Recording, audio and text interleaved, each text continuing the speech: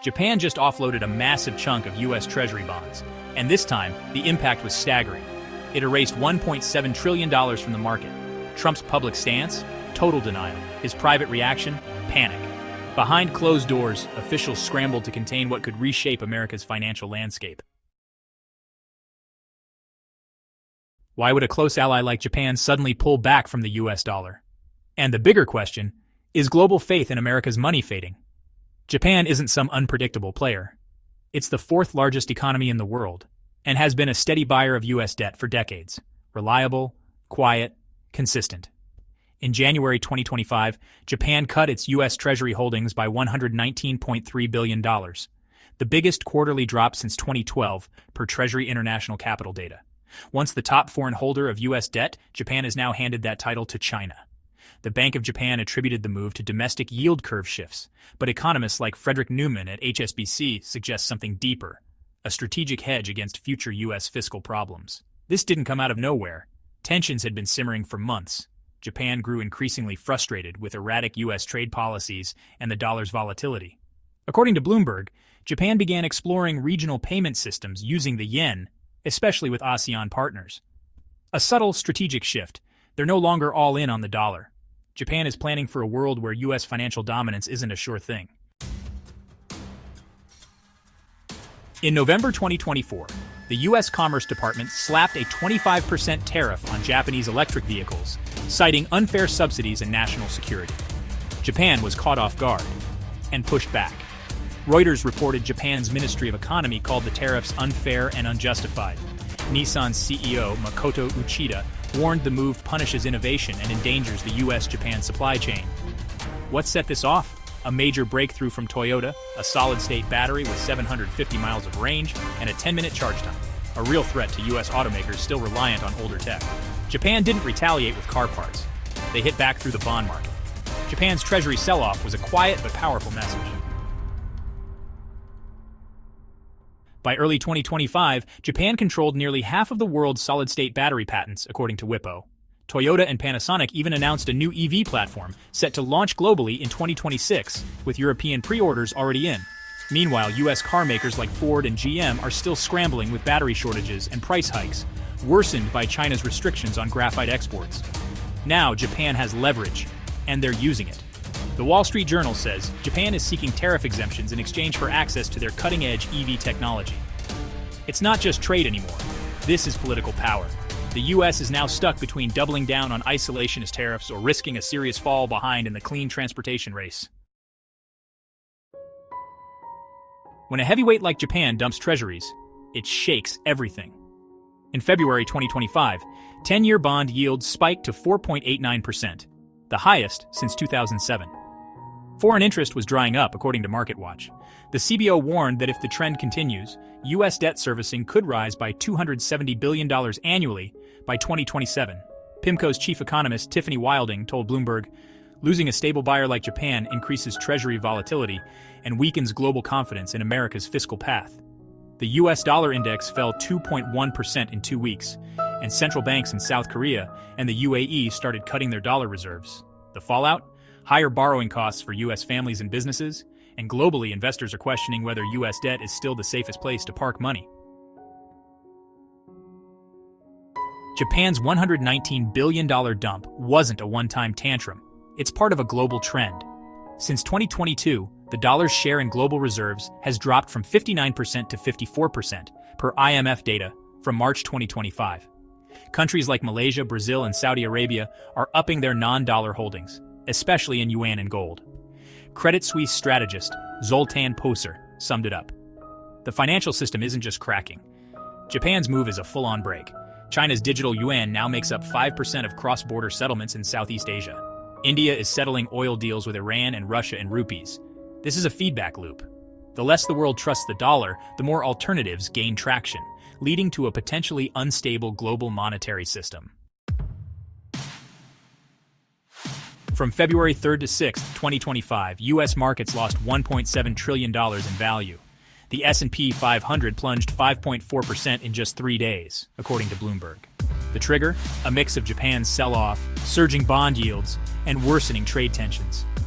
Things got worse when the Trump administration announced new tariffs on Japanese electronics and South Korean semiconductors, sparking fears of a wider Asia trade war.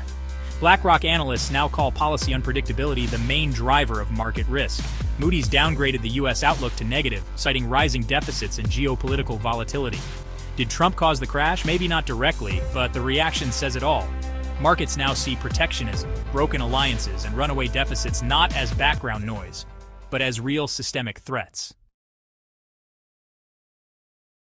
Trump once called 2019 the greatest economy in U.S. history, but by 2025, the indicators paint a different picture.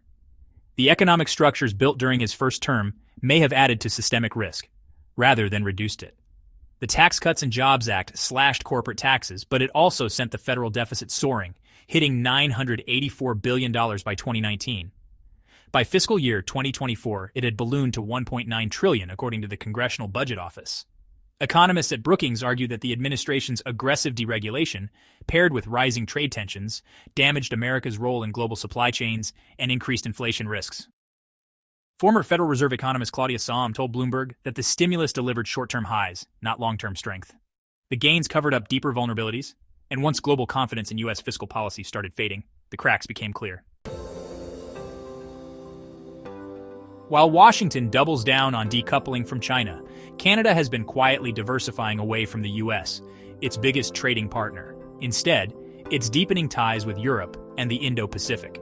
In the first quarter of 2025, Canada finalized a digital currency interoperability deal with the European Central Bank and Australia's Reserve Bank to cut reliance on SWIFT and allow direct digital payments, Reuters reported.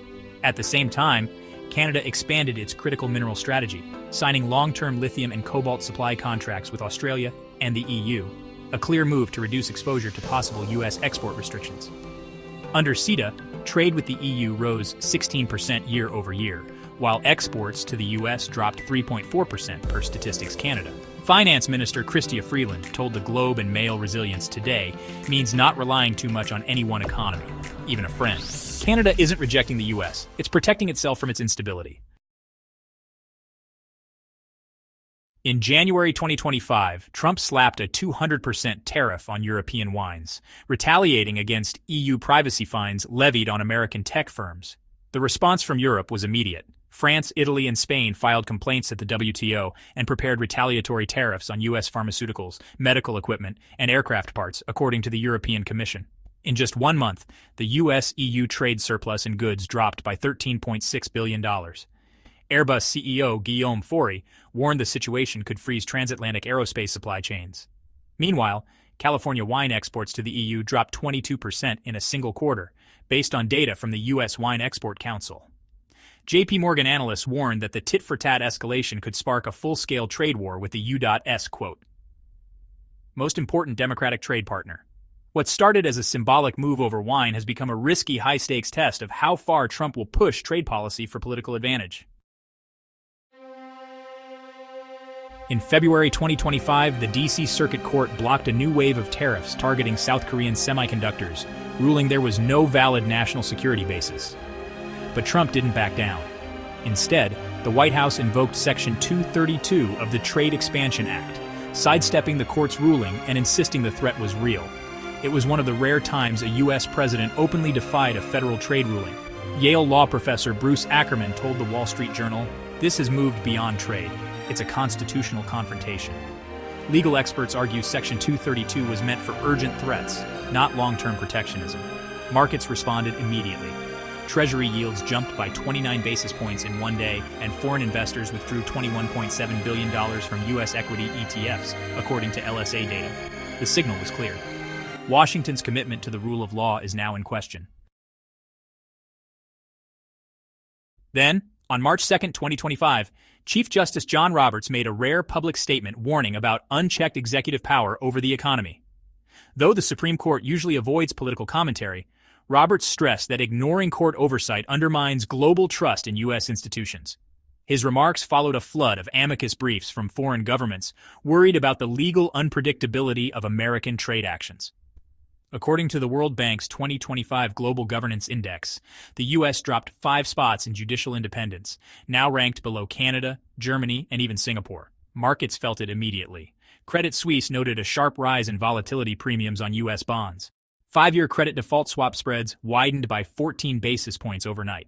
Roberts wasn't playing politics. He was sending a message to global markets. America's credibility now depends on whether its legal system can still rein in its leaders. The dollar still makes up 54% of global foreign currency reserves, but that's down from 61.8% in 2020, and falling fast. In the IMF's March 2025 report, 13 central banks, including Brazil, Egypt, and Indonesia, had already begun settling trade using local currencies or digital options. China's CIPS system handled over $447 billion in non-dollar transactions last quarter, up 34% year over year. Meanwhile, the BRICS Pay initiative, backed by Russia, India, and South Africa, is preparing for a full rollout in July 2025 as an alternative to SWIFT. Former Fed Chair Janet Yellen, speaking at the Council on Foreign Relations, said, "We're entering a more fragmented monetary era. The dollar isn't disappearing overnight, but its supremacy is no longer guaranteed. If alternative systems spread, the U.S. won't just lose fees, it will lose influence." So, what replaces lost dollar power? We're heading toward a world without a clear financial center, just contested zones of influence where economic rules are constantly shifting.